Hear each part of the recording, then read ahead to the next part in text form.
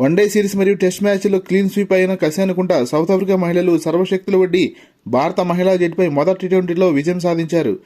ప్రత్యర్థి జట్టు ప్లేయర్స్ అయినా సరే సౌత్ ఆఫ్రికా పోరాటాన్ని మెచ్చుకోవాల్సిందే. పురుషులకు సరిసమానంగా డైవ్ చేస్తూ బౌండరీస్ ఆపిన విధానం ఎంత పొగిడినా తక్కువే.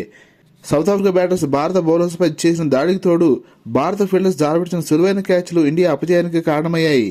సౌత్ ఆఫ్రికా బ్యాటర్స్లో ముఖ్యంగా తాజ్మన్ బ్రిట్స్ మరియు మార్జన్ కప్ బ్యాటింగ్ అద్భుతమని చెప్పాలి.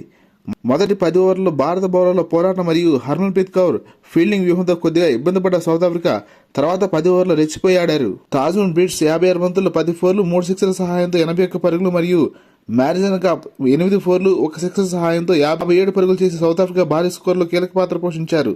ఇండియన్ బౌలర్ పూజా వస్త్రాకర్ మాత్రమే 4 ఓవర్లకు 23 పరుగులు ఇచ్చి 2 వికెట్లు తీయగలిగింది. మిగతా బౌలర్లంతా భారీగా పరుగులు సమర్పించుకున్నారు. ఒక దశలో పాయింట్లు ఫీల్డింగ్ చేస్తున్న శ్రేయాంక పాటిల్ జారబెడిచిన క్యాచ్ మరియు కీపర్ రిచా ఘోష్ జారబెడిచిన క్యాచ్, అలాగే కొంతమంది ఫీల్డర్స్ అంత చురుగ్గా లేకపోవడం భారత్ను ఒత్తిడిలోకి నెట్టాయి. 190 పరుగుల భారీ చేజింగ్ ఆరంభించిన టీమిండియాకు స్మృతి మందన 46 పరుగులు మరియు షఫాలి వర్మ 18 పరుగులు చేసి శుభారంభాన్ని అందించారు.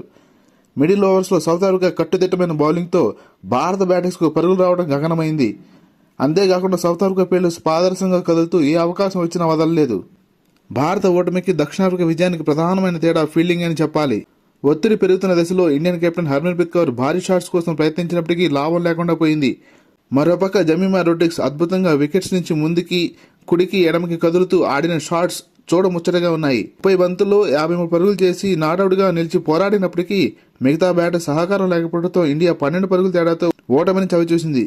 ఈ వీడియో నచ్చితే లైక్ చేసి సబ్స్క్రైబ్ చేస్తారని ఆశిస్తున్నాం.